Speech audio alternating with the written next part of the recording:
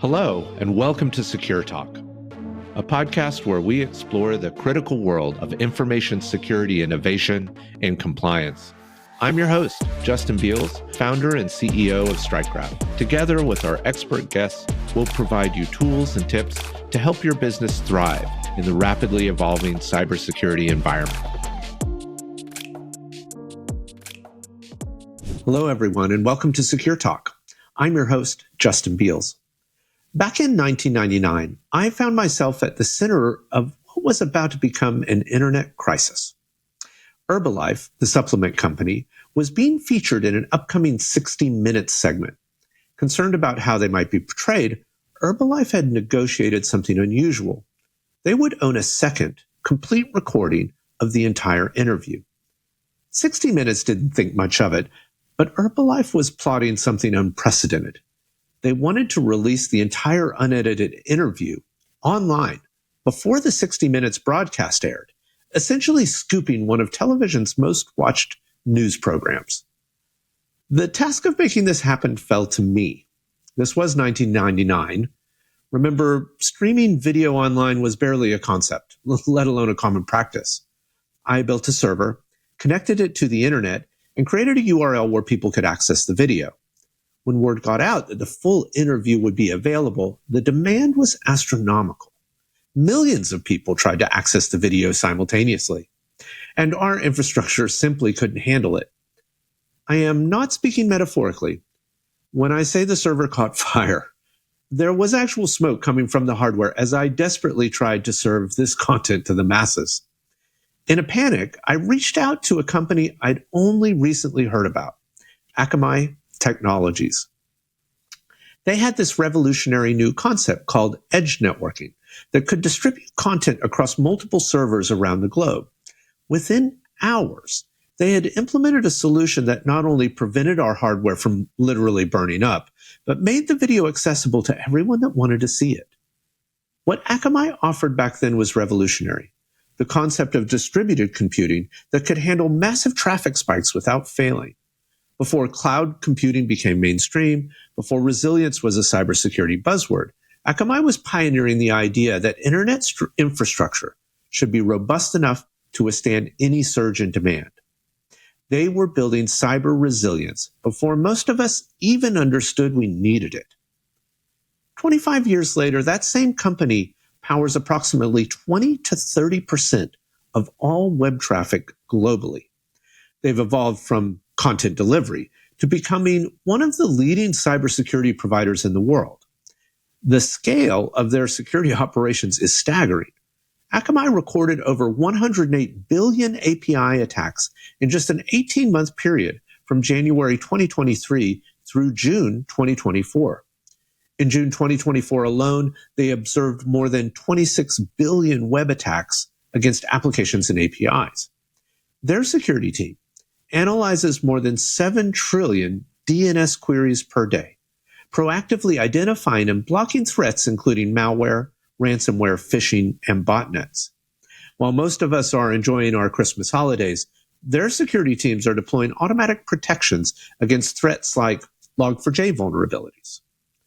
Their technology sits at the edge of the internet, monitoring traffic patterns and deploying defenses against everything from DDoS attacks to sophisticated bots attempting account takeovers. Today, we're joined by someone who plays a crucial role in bridging the gap between Akamai's powerful security solutions and the enterprises that need them. As a technical account manager for nearly a decade, our guest helps Fortune 500 companies navigate the complex world of cybersecurity product, selecting the right protections, and ensuring they achieve maximum value from their security investments. Joe Gronemeyer serves as a technical account manager at Akamai Technologies, with nearly a decade of experience in his current role.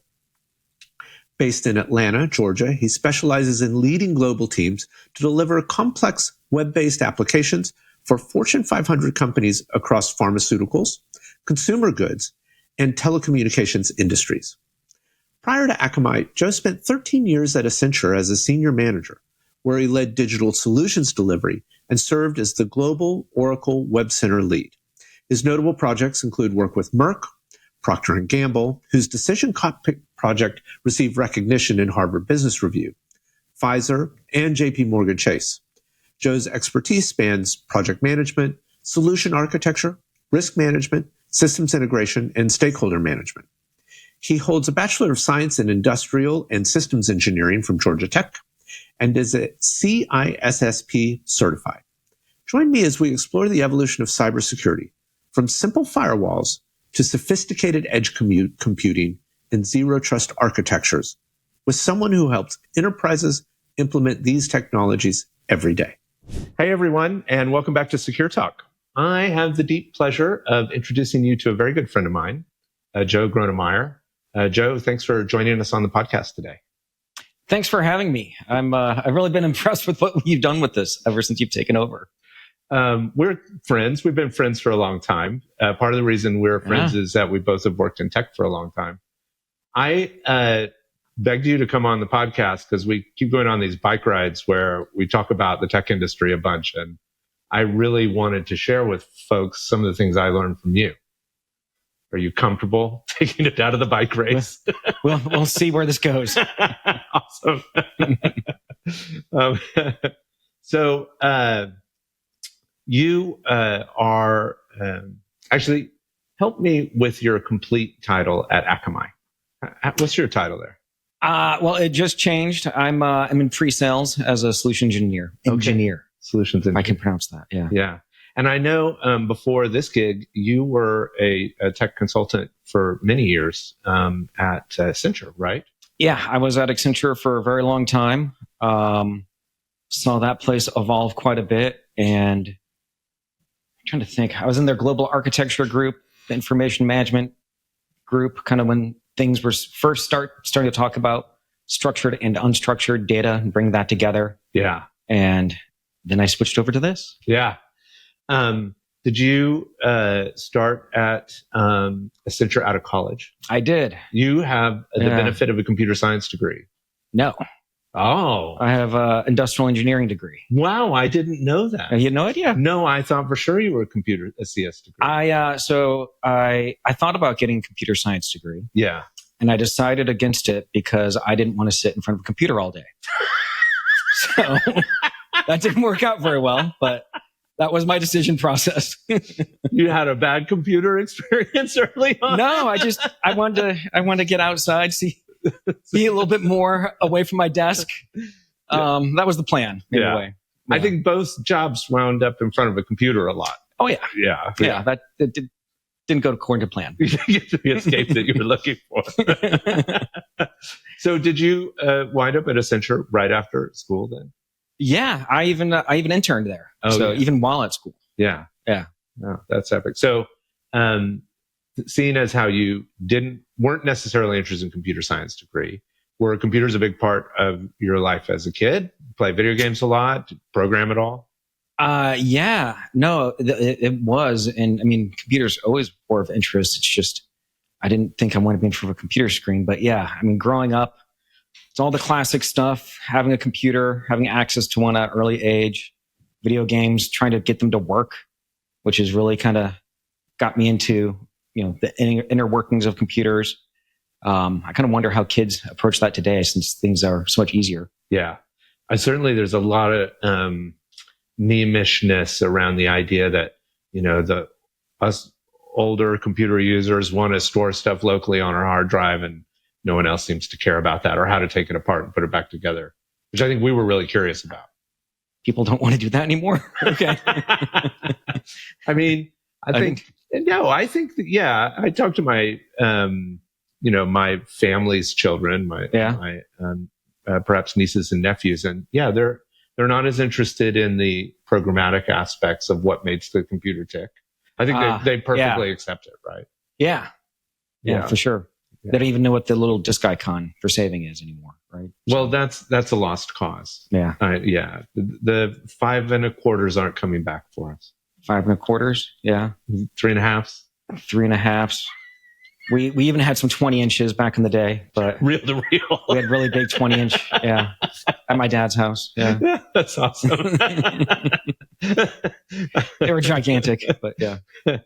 Well, speaking of time in computing, Akamai as a company has been around for a long time. And I love telling the story of how I first ever experienced Akamai products. It must have been 1999, and we had Herbalife, the supplement company, had done an interview with 60 Minutes, and somehow they had negotiated with 60 Minutes that they could keep a copy of the tape that had been recorded there. And they wanted to preempt 60 Minutes with their own video of the full recording by releasing it on the internet for free. And no one had really released an hour-long video on the internet for anyone to use. And we loaded it up on a rack mount computer on a fairly, bandwidthy, maybe like a T1 type thing. And it's the only time I've ever actually burnt a computer. We'd burn it because it was working so hard to keep up with the traffic. Oh, wow. And I called Akamai that night and I said, hey, we have a real problem. We need to distribute this video to millions and millions of people that want to watch it. And we got to get it out before 60 Minutes. They were like, we have just the solution. And that's where I learned about edge networking. Huh. Yeah. I had no idea that you were using it that early on because they weren't around that long at that point. Yeah, they were very new. But even the content on the edge and the infrastructure work that they were doing was like super helpful. And obviously we were also pressure testing what the internet, could support at the time ourselves. Yeah. Yeah. They swooped right in. They were great. I was well before my time, but it does remind me of a story I heard. I think it was when the Star Wars trailer came out, when Star Wars was coming back into the theaters. After the first three. After the first three. Yeah. And I think pretty much every website that hosted it went down except for one, which was on us. Yeah. I think that was actually Entertainment Tonight, oddly enough, if I remember correctly. But yeah, that was a surprising thing. Maybe I'd love for you to give us like your perspective on what the Edge Network product is today for Akamai. Well, it's been evolving quite a bit. We started off with what you're talking about with the delivery network. And they've evolved that over the years where it's more and more distributed. I think we have about 4,400 points of presence and 1,200 different networks. So highly distributed. And, at first it was all about bringing your website or your movies or videos to the customers or end users. But then, at some point, I think it was in maybe 2011, 2012 was when we would start looking at the traffic coming in and protecting the websites from attacks as well. So applying security at the edge, keeping the bad actors away from your servers. The entire security space just continues to evolve, and more type of security controls along with that. And more recently, we're getting more into the cloud space with distributed cloud. Wow. For a while there, we were calling it Gecko, globally edge compute. I think we're changing the terminology a little bit, but it's going to be a highly distributed cloud as well. I mean, I think there's two major factors in here, and the market adjacencies from a business perspective for Akamai are really interesting to me. Networking or a network style infrastructure or a content delivery network, that's a resiliency type issue, right? Like we survived a DDoS attack or even just a poor planning type of issue where we didn't plan for enough bandwidth, for the type of requests that we would get. And Akamai allowed that to scale quite easily. But then I think you move into the security side, right? Because you're at that interface, so you start locking down how the systems are supported in a really effective way. Akamai, so 2011, 2012 started bringing security products to the mix, but it's a big part of the business today, security products for Akamai, isn't it? I think it's the biggest part of our business. Maybe I should listen to our earnings calls more closely, but I think it just may have eclipsed the delivery side at this point. Wow. Certainly, because you're obviously a shareholder, you might want to pay attention to those things. I have confidence in leadership. Yes. Well spoken for the board. I'm very confident they'll make all the right decisions. Yes. I do have to say, I am a big fan of the company. I do think they've been super smart and scientific and really pragmatic, and the products they deliver. And I know I haven't bought all of them, but they've always performed for me at the level or above that were my expectations. So, I like them because I also think they have a sense of ethics in the way they build product and deliver it. They're very plain spoken and factual about what it doesn't do. It's got to make your job as a technical sales leader a lot easier just to have that confidence in the conversation. Oh yeah, no, I certainly appreciate that as well. There's no pulling the wool over people's eyes. We're very upfront about what we can do and how we can support you. And like resiliency has always been a key thing for us. Yeah. So I'm a little curious about some of the products that Akamai provides, the security products, for example. One thing that seems to be a thread in some of these security products is zero trust. And we have a hard time describing zero trust, to each other a little bit. I'm curious do you have customers that come to you and ask for products that adhere to zero trust? Or are you explaining to them the value of zero trust, or is it 50-50? It could be 50-50. That is a key part of our business, and it's not one that I focus on. Mm-hmm. But it is one where we'll tee up conversations and get in people that do specialize on that, because it's a little bit more of an approach versus product set. Yeah. Although we do have products that fit into that. Yeah. I don't know if you've been looking around at. The one that a couple of them stood out to me. One is the enterprise application access. Right. So ZTNA. Yeah. Identity management type of work. Or is that different? It's a little bit different. It does have some identity management built into it, but it's not as robust as the pure plays with identity and access management. Gotcha. And I was calling it ZTNA, Zero Trust Network Access, is Enterprise Application Access, the product name. But that's the space. And another way of framing it is it's an identity-aware proxy. So we have to know who you are to let you in. Oh, this is similar to a VPN type solution that we might set up. Is that right? Well, a VPN is a little different in that, generally speaking, a VPN, you might need a login, but you have access to the entire network. Yeah. So that's no longer zero trust. You get access to the full network. Right. With that identity-aware proxy, we're authenticating you against each application as well. Oh, I see. So the identity management is happening throughout the chain of network requests as opposed to at one gate, like we might do on a VPN into an intranet system. Yeah. Yeah. Yeah. Oh, that's intriguing. So that must pair well with like the enterprise compute type of issues where you're hosting application or software and need to work through management or some amount of infrastructure for computing products. Yeah. You can certainly apply it to your own compute. You can apply it to your on-prem. You can apply it to our compute. Yeah. It gives you a consistent way of managing ZTNA across all your environments. So another product that I was really curious about at Akamai is the WAF product. I think it stands for Wide Area Firewall or Web Application Firewall. Web. It's web. Thanks. Web Application Firewall. Tell how often I've actually bought these things, because when I've ever done any firewall work, it's mostly like I log into the web server, do a little configuration on the routing table and the port management, and then it's mostly done. I assume it's a much different type of product at scale.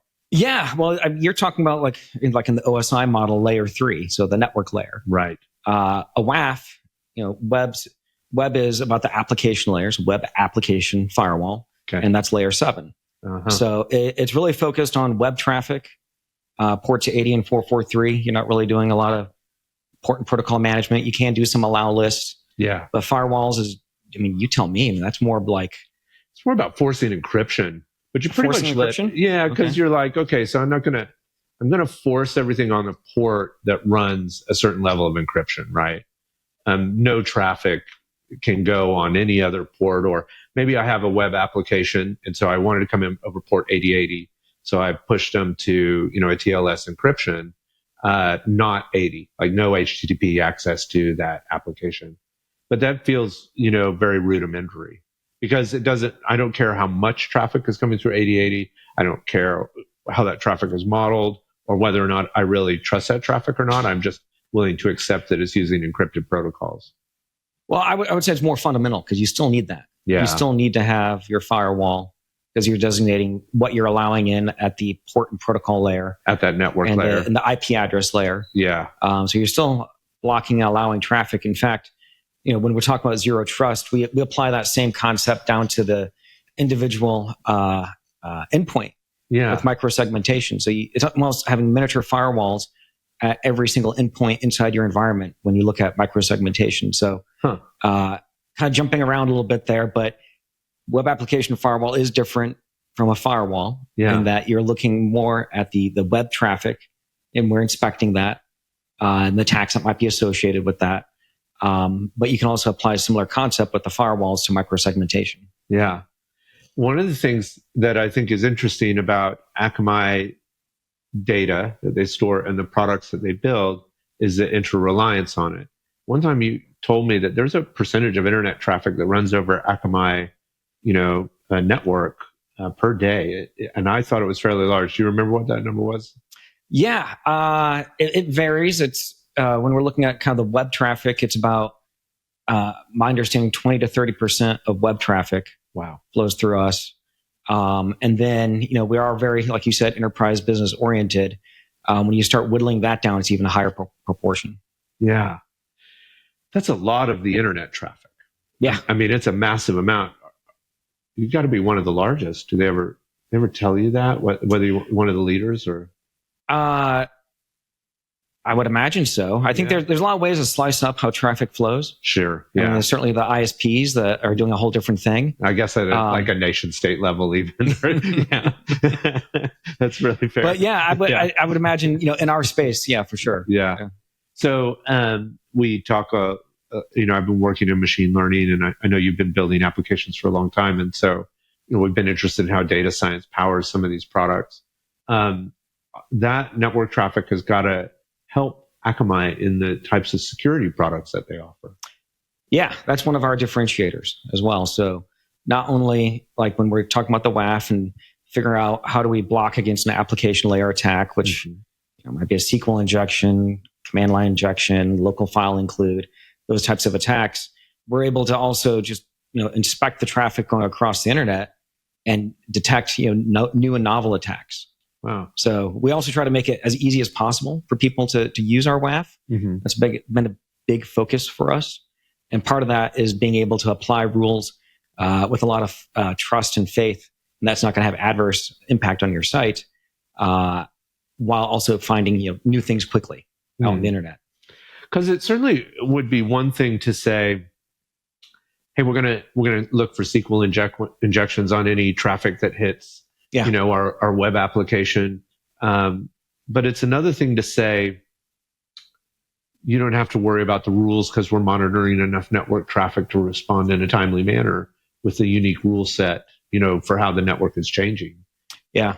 Yeah. And we let you kind of lean into that too. If you want to be really on the cutting edge and get the rules as soon as possible, and maybe you stub your toe a little bit, or maybe you want to be a little bit more conservative and wait a little bit and make sure it's not going to have any adverse impacts before new versions are loaded. Yeah. One of the more classic stories, I'm sure you heard, like the Log4j incident. That one, it was a few years ago, but it's a good story because it happened right around Christmas. Okay. And even cybersecurity professionals like to take time off around Christmas. Every once in a while they tell me,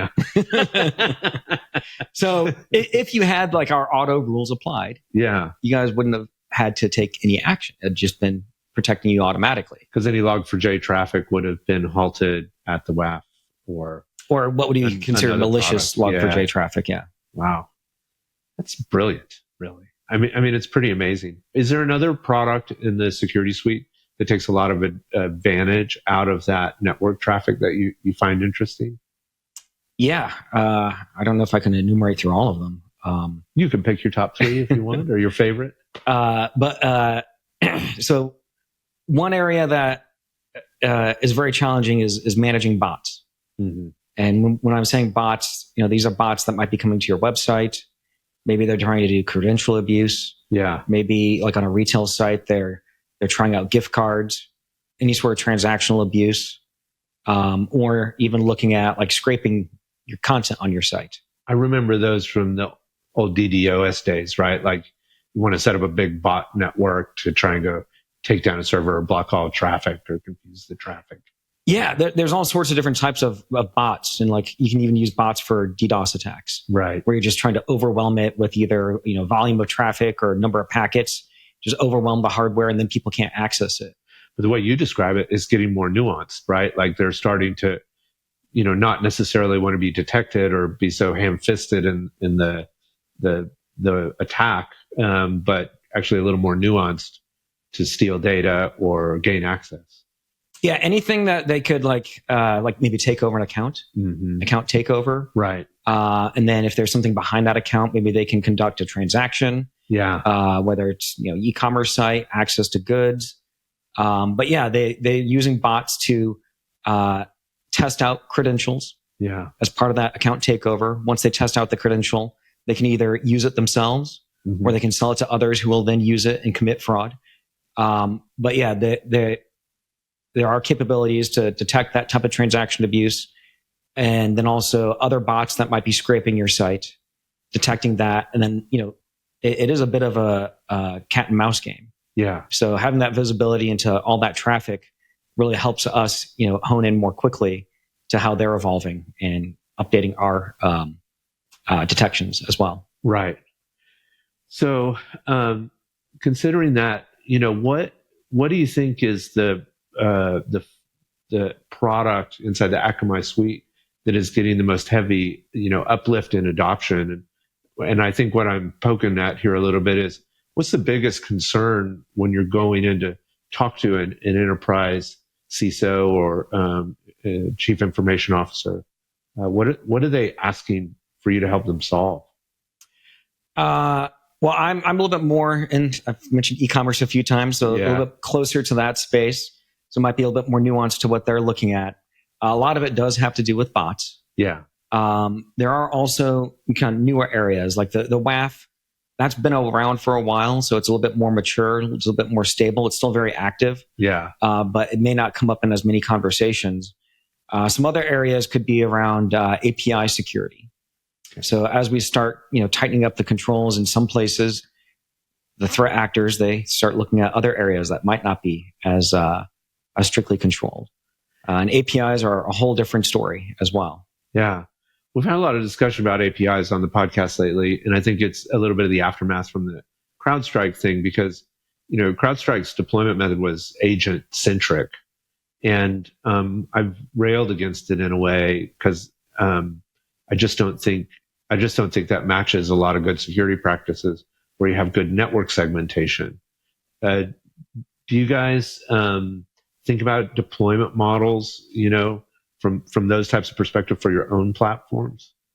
Yeah, it varies across the spectrum of our offerings. So, certainly starting off with our edge network, we don't have to use agents through that. Right. And there's a lot of capabilities that we can use through that. So basically, we're a reverse proxy, and we're able to terminate TLS and inspect all the traffic and do what we need to do, whether it's looking at the bots, web application firewall, APIs.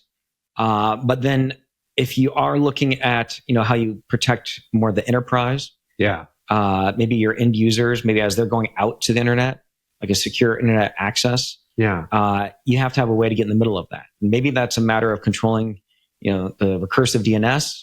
Right. Or if people are like on the road and you can't really control that as much, that's when we might have an agent deployed on a workstation. And then I was mentioning micro-segmentation. There's no way around it. You basically have to have an agent there as well. Yeah, I guess it's the right tools for the right job a little bit.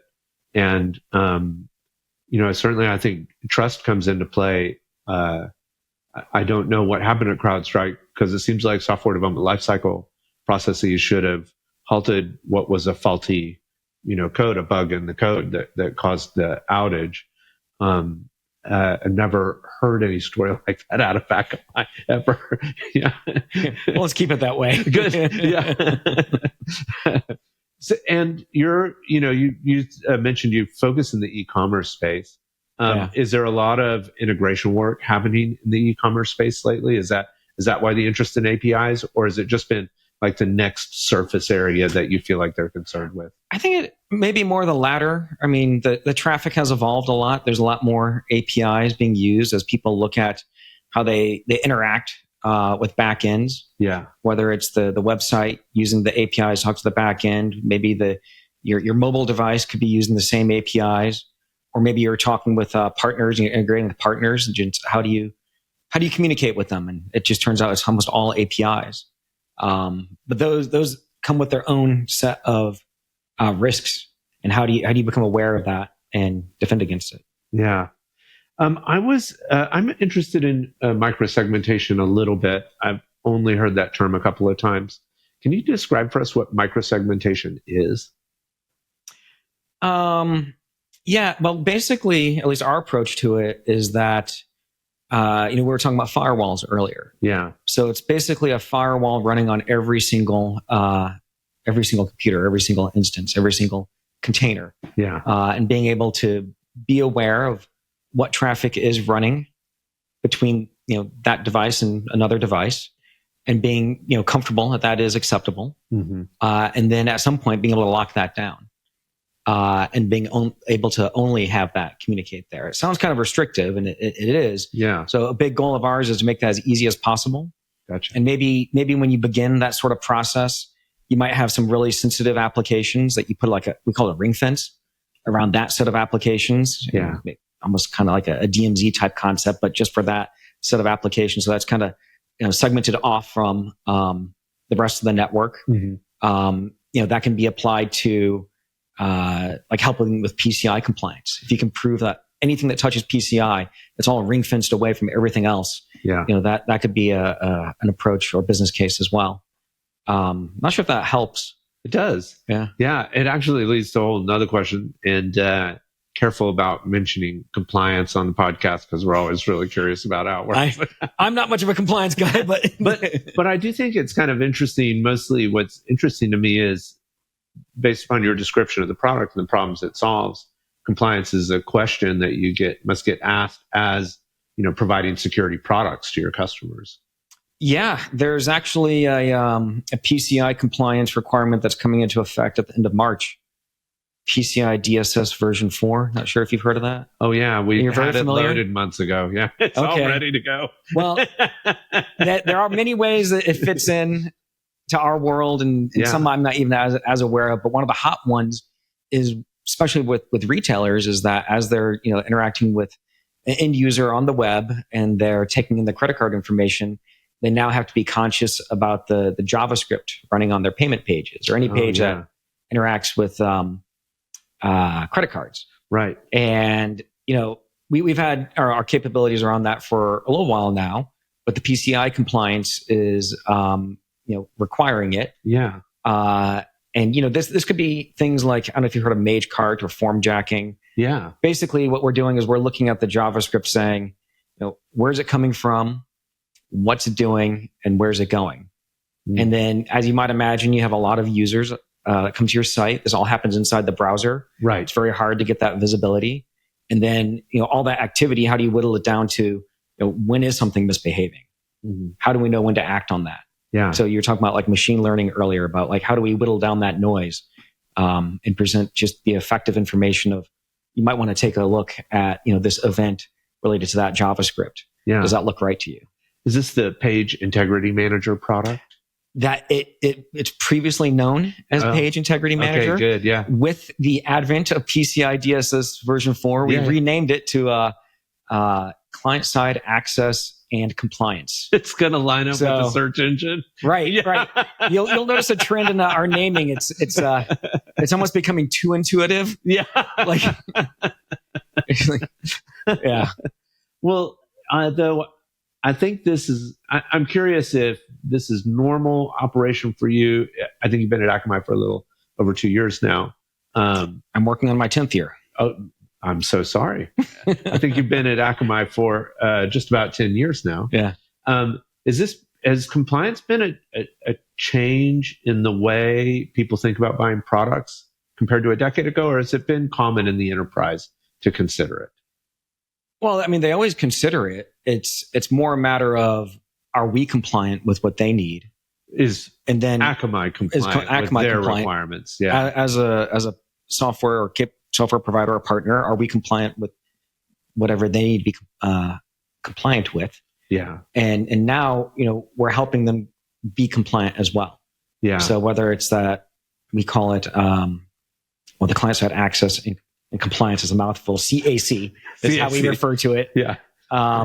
Whether it's that helping others be compliant. Yeah. Or maybe like the micro-segmentation as well. Being able to section off a network that, is storing a very specific set of data that needs a very specific set of security around it. Yeah. Exactly. Yeah. It's intriguing to me because I feel like I started my career a little bit in security and then left it entirely, and have lately, over the last 5 years, come back to it. But a long time ago, when I was at BT, British Telecom, in my first gig, I worked in the security department as a security analyst, and they were like, if we didn't get hacked, we had enough money last year.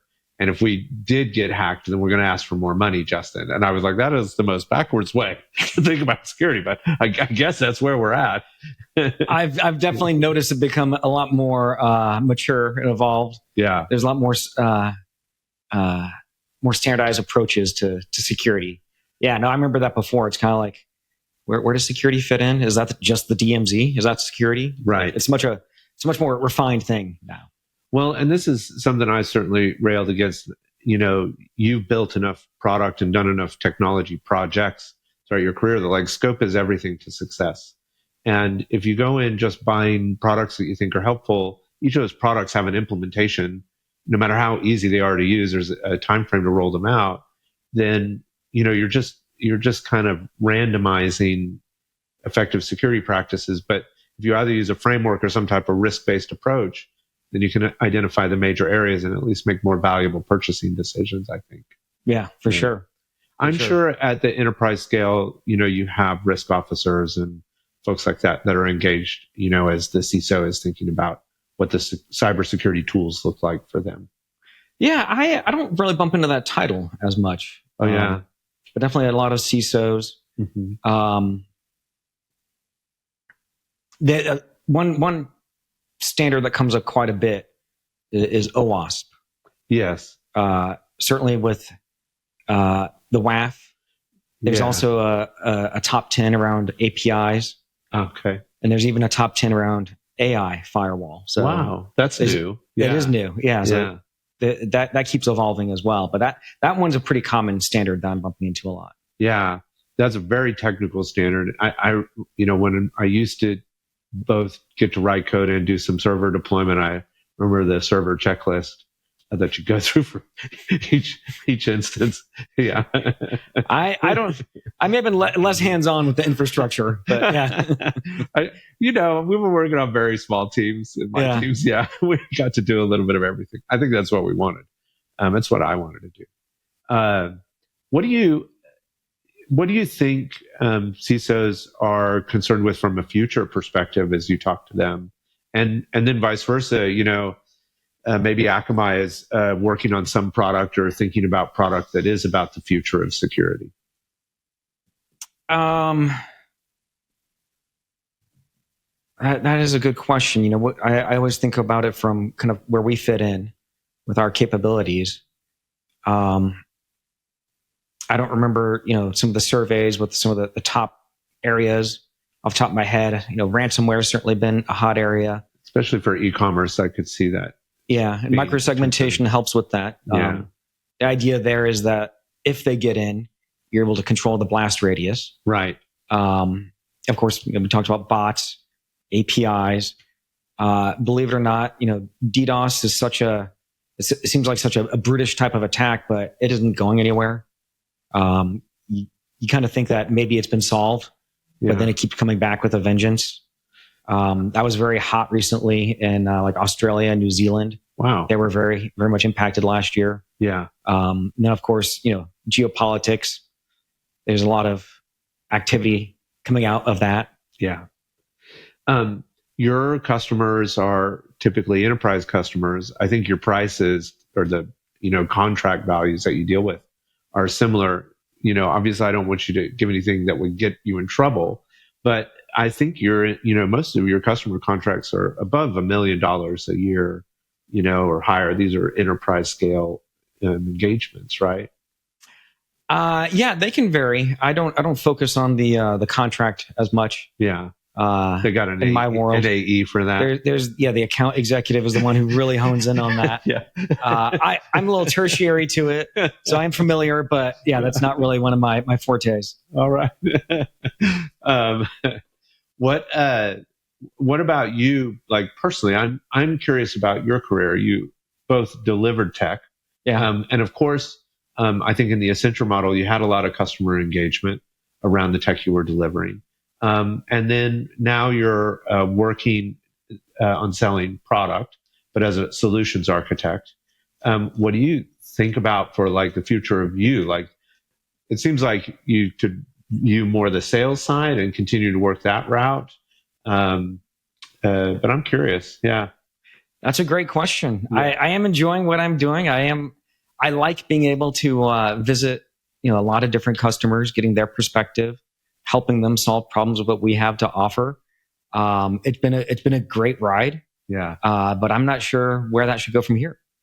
I know it's always comfortable to work in a company that has, I think, shared values around the products that they deliver too, right? Yeah. I mean, it's Akamai has been great like that. You were talking about, the ethics coming all the way from the top. That's always been consistent, which is fantastic. Yeah. We keep evolving, the technology, which of course I love, and learning about new things. And then also the approach that we take of just being able to bring it to our customers. Yeah. Are there, I'm curious, for your type of customer base, what type of events you might go to, or do you mostly show up when there's an actual opportunity and they need a solutions architect to help identify what the total purchase might look like? So I am assigned to accounts. Yeah. And I have a relationship with them. Yeah. So we're meeting with them regularly. Gotcha. I'm joining calls with them. I was just on a call with them, some of them a few hours ago. Good job, Joe. Thank you. And then we visit them as well. Yeah. We try to visit them multiple times a year, just to, share, a lot of the things that we're talking about, how we're evolving, and also hear about, where their current concerns are. Where do they need help? Where are their initiatives? Yeah. One thing I wanted to give you kudos on, you, not that you built this, but it certainly is something that I found very interesting at Akamai. But when I was doing research on Akamai, I noticed that you all have a fairly robust Terraform implementation. It's always a big sign of maturity for me in working with another company when they pick a standardized way of doing the integration work. Yeah. It's really robust.